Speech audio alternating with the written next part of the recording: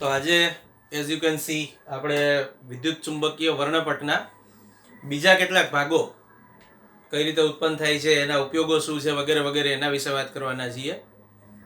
તો સૌથી પહેલા રેડિયો તરંગોની વાત આવે છે. રેડિયો તરંગો એટલે એવા તરંગો કે જે સંદેશા વ્યવહારમાં વપરાય છે. આટલી ટૂંકી માહિતી મેં તમને આ પહેલા પણ આપેલી છે. હવે સંદેશા વ્યવહાર જુદા જુદા પ્રકારના હોઈ શકે, જુદી જુદી રીતે એનું વર્ગીકરણ થઈ શકે છે. જેમ કે ડિજિટલી થતો સંદેશા વ્યવહાર કે પછી એનાલોગ સિસ્ટમથી થતો સંદેશા વ્યવહાર. પછી બીજું છે કે જેમાં તમારે તારની લાઈનની જરૂર પડતી હોય અથવા તારની લાઈનની જરૂર ન પડતી હોય. મતલબ ઘણી જુદી જુદી રીતે વર્ગીકરણ થઈ શકે છે. આની પહેલાં આપણા જે સિલેબસ વારંવાર અપડેટ થયા છે એમાં બધી માહિતીઓ આપેલી હતી. પણ આપણે અત્યારે એકચ્યુઅલી આ દરેક ટોપિક પર આ અને આના પછીના એક દ્રશ્ય પ્રકાશ આપણે વાત થઈ ગઈ છે, પણ એ સિવાયના જે અલ્ટ્રાવાયોલેટ, ક્ષ કિરણો, ગેમા કિરણો બધા બાકી રહે છે. અને અહીંયા લખેલા 3 ટોટલ 7 પ્રકારો, 3 અહીંયા લખ્યા છે, 3 આના પછી બાકી રહે છે અને અલ્ટ્રાવાયોલેટ દ્રશ્ય પ્રકાશ. ટોટલ 7 બાબતો વિશે આપણે જે ચર્ચા થઈ છે એ સિવાય પણ ઘણી બધી માહિતી અવેલેબલ છે. તો પહેલું તો એ મગજમાં રાખો કે આપણે ખાલી ટેક્સ્ટબુકમાં આપેલી માહિતી ઇન્ક્લુડ કરી છે અને એમાં પણ મેઇન મુદ્દાઓ જ આપણે અહીંયા લખેલા છે. તમને ધારો કે એક્ઝામમાં 2 માર્કમાં માઇક્રોવેવ્સ વિશે પૂછાય તો આ જ મુદ્દાઓ તમને થોડા વધારે ડિટેલમાં અહીંયા ઉદાહરણો 1-2 વધારે આપ્યા છે તો તમારે બધું લખવું પડે. તમને એક્ઝામમાં પૂછાય માઇક્રોવેવ્સ વિશેની માહિતી તો અહીંયા આપી છે એ સિવાયની પણ મેં એવી જ માહિતી અહીંયા ઇન્ક્લુડ કરી છે કે જે તમારે સમજવામાં કામની હોય, તમારે સમજવી પડે એમ હોય. બાકી મૂલ્યો આપ્યા છે જુદા જુદા કેસમાં, જેમ કે અહીંયા આવૃત્તિના જુદા જુદા ગાળાઓ આપ્યા છે એ મેં અહીંયા લખ્યા નથી, તમારે યાદ રાખવાના છે. સમજવાની જરૂર નથી એટલે મેં અહીંયા નથી લખ્યા. તો હવે પહેલા વાત કરી રેડિયો તરંગોની. વાહક તારમાં પ્રવેગિત ગતિ કરતા વિદ્યુતભાર વડે ઉત્પન્ન થાય, પહેલો જ મુદ્દો. સંદેશા વ્યવહારમાં વપરાય છે હમણાં મેં જે કીધું એ, અને આવૃત્તિ એની 500 કિલોહર્ટ્ઝ થી 1000 મેગાહર્ટ્ઝ સુધીના ગાળામાં જોવા મળે છે. તો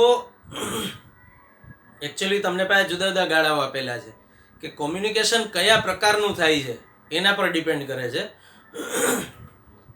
જેમ કે આપણે સિમ્પલ ઉદાહરણ લઈએ તો મેં તમને આપેલા કીધેલું કે ટીવી એક પ્રકારનું કોમ્યુનિકેશન છે. તો અમુકથી અમુક આવૃત્તિ ટીવીમાં વપરાતી હોય, પછી મોબાઈલ અમુકથી અમુક આવૃત્તિના ગાળામાં કામ કરતા હોય. તો આપણે દરેક સિસ્ટમ માટે એક એક આવૃત્તિનો ગાળો આપેલો છે જેને આપણે બેન્ડવિડ્થ પણ કહી શકીએ. ઉપરાંત તમને એવા શબ્દો આપ્યા છે શોર્ટવેવ બેન્ડ, ટૂંકી તરંગ લંબાઈ વાળો પટ્ટો એવું કહી શકો. તો શોર્ટવેવ બેન્ડ, મીડિયમ વેવ બેન્ડ એવી રીતે પણ એના પ્રકારો પાડવામાં આવે છે. પણ આ સિવાય એક અતિશય અગત્યની વસ્તુ છે જેના ખાલી ઉલ્લેખ તમારા આ ટોપિકમાં આપેલા છે રેડિયો તરંગોમાં, FM અને AM. FM થી તો બધા ફેમિલિયર છો, ખાસ કરીને અમદાવાદ, ગાંધીનગર, રાજકોટ, બરોડા, સુરત આ બધા સિટીમાં રહેતા હોઈએ એમના માટે FM નવું નથી. ફ્રીક્વન્સી મોડ્યુલેટેડ વેવ આપણે એને કહીએ છીએ. તમે જે સાઉન્ડ સાંભળો છો એ સાઉન્ડની ફ્રીક્વન્સી મોડ્યુલેટ કરવામાં આવી છે એવું એ દર્શાવે છે. તો મોડ્યુલેશનની આખી પ્રક્રિયા છે, આપણે એની ડિટેલ્સમાં નથી જતા, પણ ફ્રીક્વન્સી મોડ્યુલેટેડ એટલે FM શોર્ટમાં, એ યાદ રાખવાનું છે. અને આવૃત્તિ તમને આપેલી છે 88 થી 108 મેગાહર્ટ્ઝ સુધી. ત્યાં સુધીમાં રેડિયો તરંગોનો FM પ્રકાર રહેલો છે. પછી એ જ રીતે એમ્પ્લિટ્યુડ મોડ્યુલેટેડ એટલે કંપવિસ્તારનું મોડ્યુલેશન થયેલું હોય. ફ્રીક્વન્સી મીન્સ આવૃત્તિનું મોડ્યુલેશન હતું, કારણ કે ત્યાં આવૃત્તિ અગત્યની હતી. અમુક કેસમાં કંપવિસ્તાર અગત્યનો હોય તો એમ્પ્લિટ્યુડ મોડ્યુલેટેડ કહેવાય. તો આ બધા રેડિયો તરંગોના જુદા જુદા પ્રકારો છે. પછી સેકન્ડ નંબર પર છે માઇક્રોવેવ્સ. એનું ઉદ્ગમ સ્થાન જેમ અહીંયા તમને આપ્યું હતું કે વાહક તારમાં વિદ્યુતભારની પ્રવેગિત ગતિ વડે ઉત્પન્ન થાય, એવી રીતે આનું ઉદ્ગમ છે વેક્યુમ ટ્યુબ, એટલે કે ક્લિસ્ટ્રોન, મેગ્નેટ્રોન, ગન ડાયોડ વગેરે વગેરે. આ બધા સાધનનું નામ છે, સાધનના નામો છે. તમારે ખાલી યાદ રાખવાના છે, આમાંથી એક પણ વસ્તુ તમારે ભણવામાં નહીં આવે. અને રડાર, સ્પીડ ગન, ઓવન વગેરેમાં વપરાય છે. થોડું સમજવાનું છે કે રડાર શાના માટે છે. આપણે જાણીએ છીએ કે આવા શેપ વાળું એક સાધન આમ ફરતું હોય પોતાની ધરી પર, જે દુશ્મન પ્લેનના કે દુશ્મન મિસાઇલના આવવાની સૂચના આપી શકે. ડિસ્પ્લે પર ટપકું હોય, રડારથી બધા ફેમિલિયર હશો જ, તો એ રડારમાં માઇક્રોવેવ્સ વપરાય છે. અને બીજું છે સ્પીડ ગન. તો સ્પીડ ગન એટલે તમે રોડ પર જાઓ છો, ટ્રાફિક પોલીસ જોડે અથવા જે કેમેરા માઉન્ટ કરેલા છે ઉપર, એમાં જો સ્પીડ ગન એટેચ કરેલી હોય તો તમારી સ્પીડ પણ ઓટોમેટિકલી ત્યાં સ્ક્રીન પર જોવા મળી શકે. એના માટે તમને સ્પીડ માપવી જરૂરી નથી તમારી, ડાયરેક્ટ તમને રીડિંગ આપી શકે એના માટેનું સાધન છે. છેલ્લી વસ્તુ છે ઓવન, જેના વિશે તમને વધારે થોડી માહિતી આપી છે ડિટેલમાં. આપણે એવું ભણી ગયા ધોરણ 11માં કે અનુનાદની ઘટના બને. પછી અગેઇન આપણે એલસી દોલનોમાં પણ અનુનાદની ઘટના ભણી ગયા. પેલો યાંત્રિક અનુનાદ હતો 11th માં ભણ્યા, અહીંયા વિદ્યુતીય અનુનાદ છે. પણ બેઝિકલી અનુનાદનો મિનિંગ એ છે કે દોલન કરતા તંત્રનો કંપ વિસ્તાર મહત્તમ થાય. સિમ્પલ, આ એનો અર્થ છે. તો અહીંયા જે ઓવનની વાત કરી છે, માઇક્રોવેવ ઓવન, આપણે બધા જાણીએ છીએ, જનરલી હવે ઘણી બધી જગ્યાએ જોવા મળે છે ઘરમાં. તો એ માઇક્રોવેવ ઓવનની અંદર એકચ્યુઅલી શું બને છે, ઓવનમાં જે કંઈ વસ્તુ મૂકી છે એમાં રહેલા પાણીના અણુઓ, આ પાણીના અણુઓની દોલનોની આવૃત્તિ, આ પાણીના અણુઓ સ્થિર નથી હોતા, એ પોતાના મધ્યમાન સ્થાનની આસપાસ અનિયમિત દોલનો કરતા હોય. આવી રીતે અવ્યવસ્થિત અને અનિયમિત દોલનો. તો જ્યારે આના દોલનોની આવૃત્તિ એના પર આપાત થતા માઇક્રોવેવ્સની આવૃત્તિ જેટલી થઈ જાય ત્યારે આનો કંપવિસ્તાર મેક્સિમમ બને. તમે દોલનો કરતા તંત્ર માટે પણ જોયું હતું કે તંત્રની પ્રાકૃતિક કોણીય આવૃત્તિ એ જો લગાડેલા બાહ્ય આવર્તબળની કોણીય આવૃત્તિ જેટલી થઈ જાય, તમે કોણીય આવૃત્તિના બદલે ખાલી આવૃત્તિ પણ કન્સિડર કરી શકો, ડઝન્ટ મેટર, પણ પ્રાકૃતિક આવૃત્તિ અને બાહ્ય બળની આવૃત્તિ મેચ થઈ જાય તો અનુનાદની ઘટના જોવા મળે. તો અહીંયા પણ એવું છે, આ બધા પાણીના અણુઓ જે દોલનો કરે છે મધ્યમાન સ્થાનની આસપાસ, એના દોલનોની આવૃત્તિ સાથે માઇક્રોવેવ્સની આવૃત્તિ મેચ થઈ જાય એ પ્રકારનું વિકિરણ એટલે માઇક્રોવેવ. તો આવૃત્તિ મેચ થવાના કારણે આના દોલનોનો કંપવિસ્તાર મહત્તમ બને, દોલનો વધુ મોટા, વધુ ઝડપી અને વધુ અસ્તવ્યસ્ત બને. આ કારણથી ઉષ્મા ઉર્જા ઉત્પન્ન થાય અને એ ઉષ્મા ઉર્જાના કારણે આ પાણીના અણુઓ જેમાં રહેલા છે એ ખોરાક રંધાઈ જાય છે. આ માઇક્રોવેવનો સિમ્પલ સિદ્ધાંત છે. નેક્સ્ટ, પારરક્ત તરંગો અથવા ઇન્ફ્રારેડ. ગરમ અણુઓ કે પદાર્થો વડે ઉત્પન્ન થાય છે અને એનું બીજું નામ ઉષ્મા તરંગો છે, કારણ કે એ સારા એવા મોટા પ્રમાણમાં ઉષ્મા ધરાવે છે. તો ઉષ્મા તરંગો એવું નામ, હીટ રેઝ બીજું એવું નામ છે, હીટ રેઝ અથવા હીટ વેવ્સ જે બોલો એ. હીટ રેઝ એટલે ઉષ્મીય વિકિરણો અને હીટ વેવ્સ એટલે ઉષ્મીય તરંગો, જે બોલો એ બંને ચાલે. તો આ ઉષ્મા તરંગો ગ્રીનહાઉસ અસર માટે જવાબદાર છે અને શારીરિક ઉપચારમાં વપરાય છે. પહેલી વાત કરીએ શારીરિક ઉપચારની, તો આપણે જાણીએ છીએ કે ક્રિકેટ મેચ ચાલતી હોય તો પ્લેગ્રાઉન્ડ પર એક ફિઝિયોથેરાપિસ્ટ હાજર હોય છે. કોઈને સહેજ પણ ઇન્જરી થાય એટલે પહેલાં એ ફિઝિયોથેરાપિસ્ટ આવે છે અને એને તાત્કાલિક જે પેઇન થાય છે એમાંથી રાહત મળે એવા ઉપાયો દર્શાવે છે, એને સમજાવે છે કે આવું આવું કરો, અમુક એક્સરસાઇઝ કરાવે તાત્કાલિક, એટલે એને જે વાગવાથી જે પેઇન થાય છે એ કંટ્રોલ થઈ જાય ઘણા ખરા અંશે.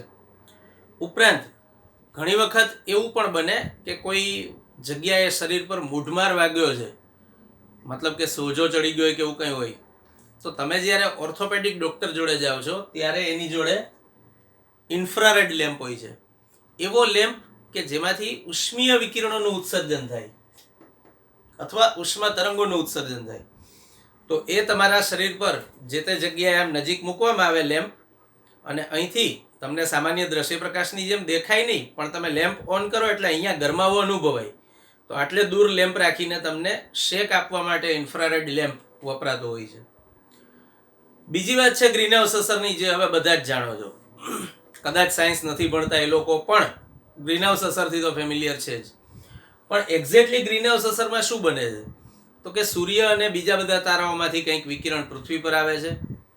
પૃથ્વી પર આવતી વખતે વાતાવરણમાં રહેલા ભાગો, જુદા જુદા વાયુઓ વડે એનું શોષણ થાય છે અને શોષણ થયા પછી એ પાછું એનું ઉત્સર્જન કરીને એને પૃથ્વી પર મોકલે છે.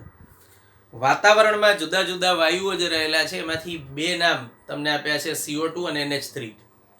ડઝન્ટ મીન કે આ બે જ વિકિરણનું શોષણ કરીને ઉત્સર્જન કરે છે. બીજા ઘણા બધા છે.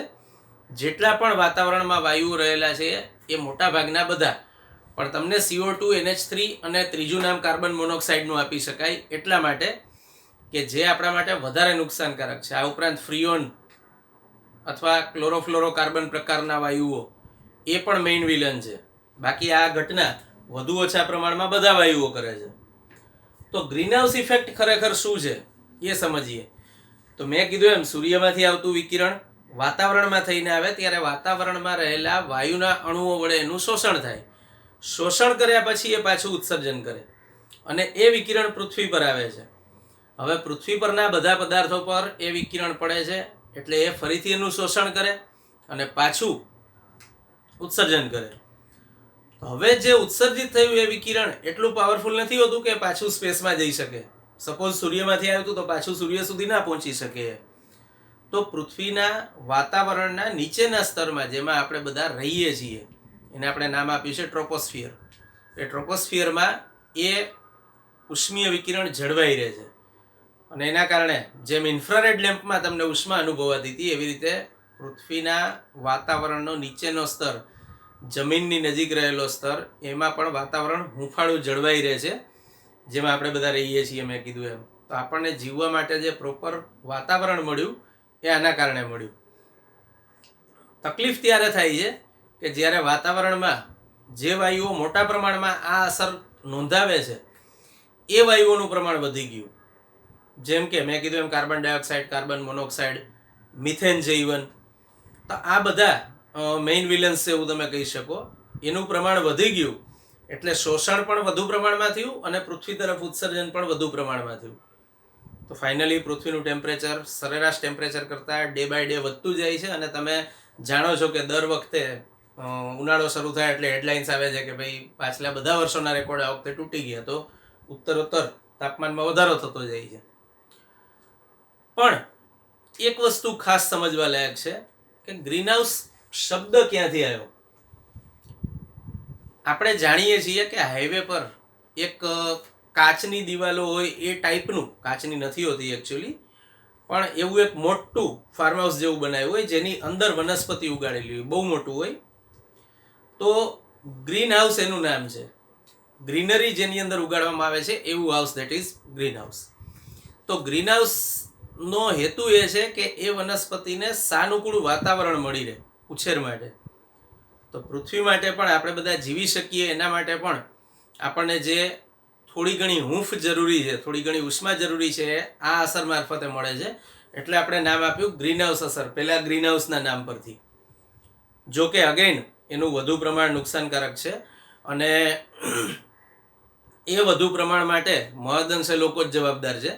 પ્રદૂષણ કરતા વાયુઓનું પ્રમાણ વધતું જાય છે, એસી, ફ્રીજ વગેરેનું ચલણ વધતું જાય છે. ઇવન ડીઓ સ્પ્રેનો વધતો જતો ઉપયોગ એ પણ ક્લોરોફ્લોરોકાર્બન ધરાવતા હોય છે એ પ્રકારના વાયુઓ. તો આ બધા વાયુઓ બેઝિકલી ગ્રીનહાઉસ ઇફેક્ટને વધુ ને વધુ ખતરનાક કરવામાં ફાળો આપે છે. ઉપરાંત આ બધા એના અન્ય ઉપયોગો મેં લખેલા છે: રિમોટ કંટ્રોલ્સ, રિમોટ સેન્સિંગ અને ઇન્ફ્રારેડ કેમેરા. હવે અહીંયા એક વસ્તુ રિમોટ કંટ્રોલ્સ, જેમાં એલઈડી હોય છે. એલઈડી વડે પણ ઇન્ફ્રારેડ તરંગો ઉત્પન્ન થાય છે. બેઝિકલી ધારો કે આ કોઈ રિમોટ કંટ્રોલ છે, તો રિમોટ કંટ્રોલના આગળના ભાગમાં અહીંયા તમે જ્યારે આમ જોશો ત્યારે આ જગ્યાએ જો ટ્રાન્સપરન્ટ ભાગ હોય તો તમને અંદર એક એલઈડી જેવો બલ્બ દેખાશે જે ક્યારેય ચાલુ નહીં થાય, કારણ કે ઇન્ફ્રારેડ વિકિરણનું ઉત્સર્જન કરે છે અને ઇન્ફ્રારેડ માટે આપણી આંખ સંવેદનશીલ નથી. તો ઇન્ફ્રારેડ ઉત્પન્ન થાય છે પણ આપણને દેખાતા નથી. તો એ ઇન્ફ્રારેડ તરંગોનો ઉપયોગ કરીને તમે દૂરની વસ્તુઓ, રિમોટનો મતલબ છે દૂર, એને કંટ્રોલ કરી શકો છો. દૂરથી કંટ્રોલ કરવું એટલે રિમોટ કંટ્રોલ. તો રિમોટ કંટ્રોલ ચાહે એસીનું હોય, ચાહે મ્યુઝિક સિસ્ટમનું હોય, ચાહે ટીવીનું હોય, કોઈ બી વસ્તુ જે કોઈ રિમોટ કંટ્રોલથી ચાલે છે એમાં ઇન્ફ્રારેડ વિકિરણો બહુ અગત્યનો ભાગ ભજવે છે. બીજી વસ્તુ છે ઇન્ફ્રારેડ કેમેરા. ઇન્ફ્રારેડ કેમેરા એવો કેમેરા છે કે જે અંધારામાં પણ પ્રોપર વિડીયો શૂટ કરી શકે. આપણે ઘણી વખત એ ટાઈપના વિડીયોઝ જોઈએ છે કે જેમાં નાઇટ વિઝન કેમેરા જેનું બીજું નામ છે એના વડે એને શૂટ કરવામાં આવ્યો હોય અને જ્યારે શૂટ કરવામાં આવે ત્યારે કલર્સ તમને જોવા ના મળે.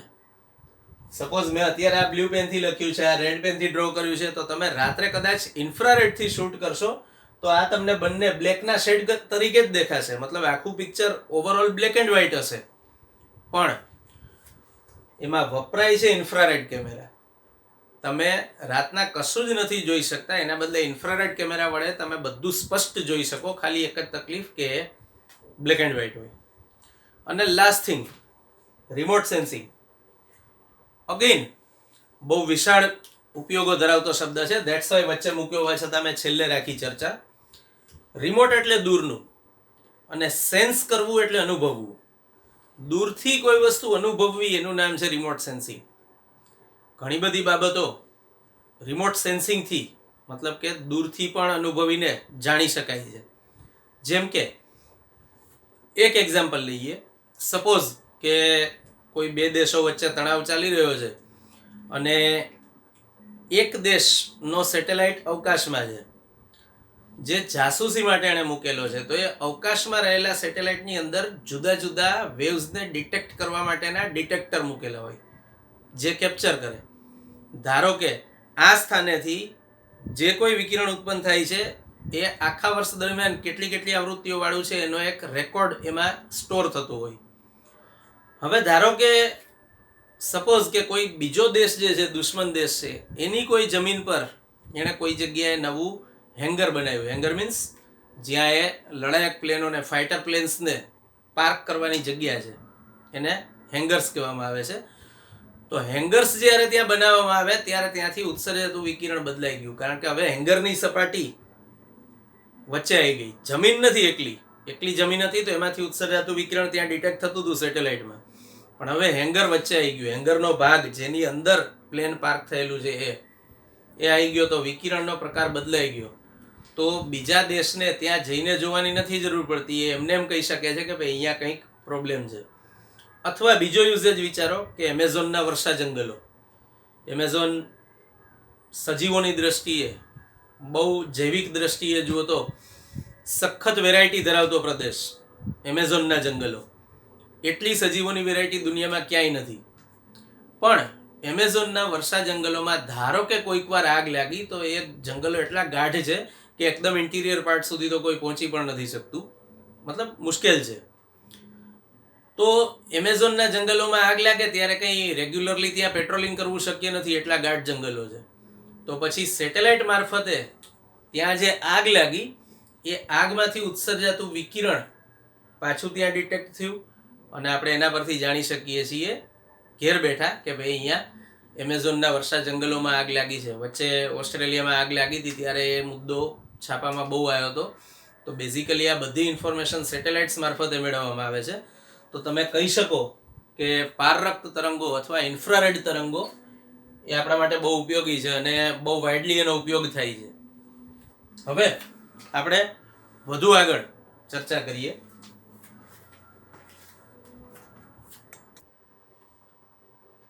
તો આગળ વાત કરીએ આપણે ક્ષ કિરણો અને ગેમા કિરણોની. ગેમા કિરણો અથવા ગામા કિરણો જે બોલે. બેઝિકલી વિદ્યુત ચુંબકીય વર્ણપટમાં મેં જે વધતી આવૃત્તિવાળા ક્રમમાં લખેલું હતું, અહીંયા આ રીતે તમને એક લખીને મેં દેખાડેલું, એમાં છેલ્લી બે વસ્તુઓ છે ક્ષ કિરણો અને ગામા કિરણો. વચ્ચે આપણે અલ્ટ્રાવાયોલેટની ચર્ચા હજુ બાકી રાખી છે, દ્રશ્ય કિરણોની ચર્ચા થઈ ગઈ છે ઓલરેડી.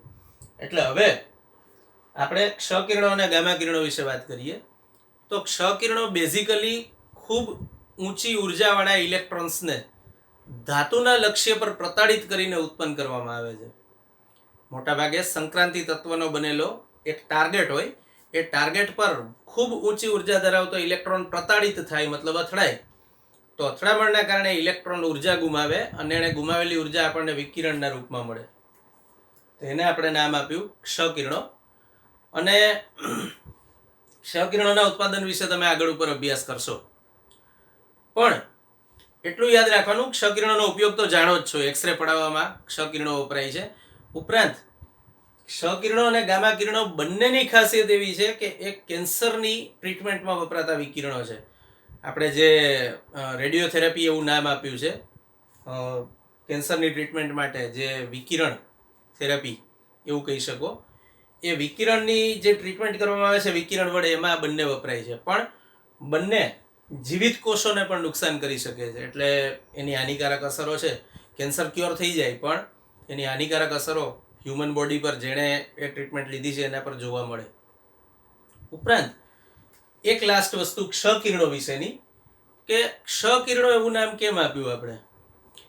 એવો રિવાજ છે ફિઝિક્સમાં કે જ્યાં ક્યાંય આપણે કંઈક બી એવી નવી વસ્તુ જોઈએ કે જેના વિશે જાણતા ના હોઈએ તો એને એક્સ તરીકે ઓળખવામાં આવે છે.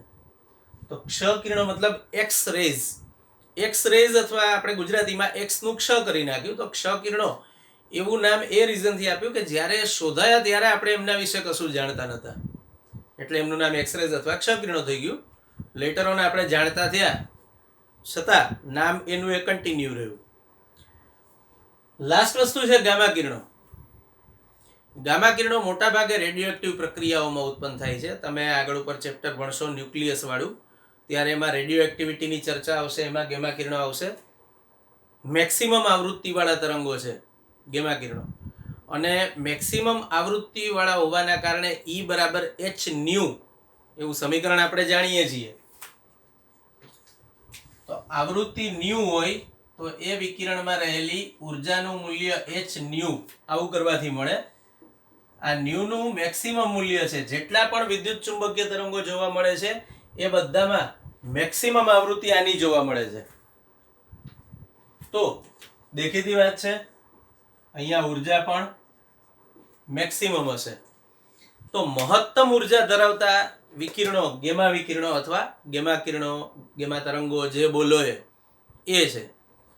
તો ગેમા કિરણો પણ આમ જુઓ તો કેન્સરની ટ્રીટમેન્ટમાં વપરાય છે. બાકી મોટાભાગે રેડિયોએક્ટિવ પ્રક્રિયાઓમાં એ ઉત્પન્ન થતા હોય છે, પણ એમાં બહુ મોટા પ્રમાણમાં ઉર્જા રહેલી છે, એટલે આપણે એના અમુક લિમિટેડ ઉપયોગો જ વિચારી શકીએ છીએ, જેમાંથી એક મેં કીધું એમ કેન્સરની ટ્રીટમેન્ટમાં વપરાય છે.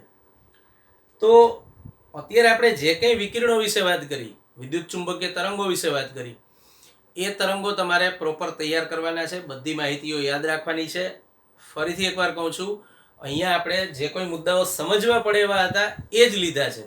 બાકી તમને ઘણી જગ્યાએ આવૃત્તિનો ગાળો અને એવી પ્રાથમિક માહિતી આપી. જેમ કે ચલો આ ક્ષ-કિરણો છે, તો ક્ષ-કિરણોમાં એવું કીધું છે કે અલ્ટ્રાવાયોલેટ કિરણોની તરત પછી આવતા ભાગને ક્ષ-કિરણો કહે છે. તો બેઝિકલી આ કંઈ વ્યાખ્યા નથી, પણ ચોપડીમાં આપી છે તો આપણે યાદ રાખવી. કદાચ આપણો એક માર્ક લઈને જાય જો આપણને યાદ ન હોય તો, એવું બની શકે. તો તમને 7 પ્રકારના વિદ્યુત ચુંબકીય તરંગો જે બુકમાં આપેલા છે એ, અને એના પછી આપેલું એક કોષ્ટક, આટલું તમારે તૈયાર કરવાનું છે, ખાસ ભૂલ્યા વગર. આપણે હજુ અલ્ટ્રાવાયોલેટ તરંગો બાકી રાખ્યું છે. મને યાદ છે અલ્ટ્રાવાયોલેટ વિકિરણો, એના વિશે આપણે પછી ચર્ચા કરવાની છે. પણ હવે આ ચેપ્ટરના પોર્શનમાં, બાકી પોર્શનમાં એક અલ્ટ્રાવાયોલેટ તરંગો છે અને હાર્ડલી 3 કે 4 દાખલા રહે છે. તો આપણે એ બધાની ડિસ્કશન લઈશું. પણ અગેન કહું છું કે આ ચેપ્ટર સૌથી વધુ સરળ અને સૌથી વધુ સ્કોરિંગ ચેપ્ટર છે, જેમાં મગજનો ઉપયોગ બહુ ઓછો કરવાનો છે. એટલે આ ચેપ્ટર તૈયાર કરવું પ્રોપર. લાસ્ટ બાબત એક કે તમારા સિલેબસમાં મેં આ પહેલાં કીધેલું છે કે આ ચેપ્ટરનું વેઇટેજ હાર્ડલી મેક્સિમમ 4 થી 5 માર્ક હોઈ શકે. મેક્સિમમ કહી રહ્યો છું, બની શકે કે 3 માર્ક પણ હોય. તો ભલે આપણે એવું ના વિચારીએ કે ભાઈ 3 કે 4 માર્કનું ચેપ્ટર છે ખાલી, એ વિચારો કે 3 કે 4 માર્ક સિક્યોર કરવા સૌથી ઇઝી છે. તો શક્ય હોય ત્યાં સુધી આ ચેપ્ટરના વધારાના પ્રશ્નો અગેન તમે જૂની રેફરન્સ બુક કે જૂની ટેક્સ્ટ બુકમાં કરી શકો. સદનસીબે તમારા આ ચેપ્ટરમાં ખાસ કોઈ વસ્તુ ચેન્જ કરવામાં નથી આવી. એક હર્ટ્ઝનો પ્રયોગ તમારે જૂના સિલેબસમાં આવતો હતો, એ તમારા સિલેબસમાં કાઢી નાખવામાં આવ્યો છે. અને વિદ્યુત ચુંબકીય તરંગોની 1-2 લાક્ષણિકતાઓ, ઉત્સર્જિત ઘટકો ને ઇન્ડક્ટિવ ઘટકો ને એવી બધી જે ત્યાં આપવામાં આવી હતી એ અહીંયા નથી આપી. બાકી મોસ્ટલી આખું ચેપ્ટર સેમ રહે છે. તો જૂના સિલેબસની ટેક્સ્ટ બુક અથવા જૂની રેફરન્સ બુકમાંથી પ્રેક્ટિસ માટે આના દાખલા અને MCQની પણ ઘણી બધી વેરાયટી હતી જૂના સિલેબસમાં, તો એ તમે કરી શકો છો. કરજો, જરૂરી છે, જેથી કરીને આ ચેપ્ટરના 3 માર્ક 4 માર્ક 5 માર્ક જે હોય જવા ના જોઈએ. સૌથી ઇઝી ચેપ્ટર આ છે. તો જૂની રેફરન્સ બુક પોસિબલ હોય તો શોધી કાઢો. જૂની રેફરન્સ બુક અવેલેબલ ના હોય તો જૂની ટેક્સ્ટ બુકનો પણ ઉપયોગ કરી શકો અને તમને ક્વેશ્ચન્સની ઘણી વેરાયટી એમાંથી મળી જશે. તો આટલું પ્રોપર તૈયાર કરજો.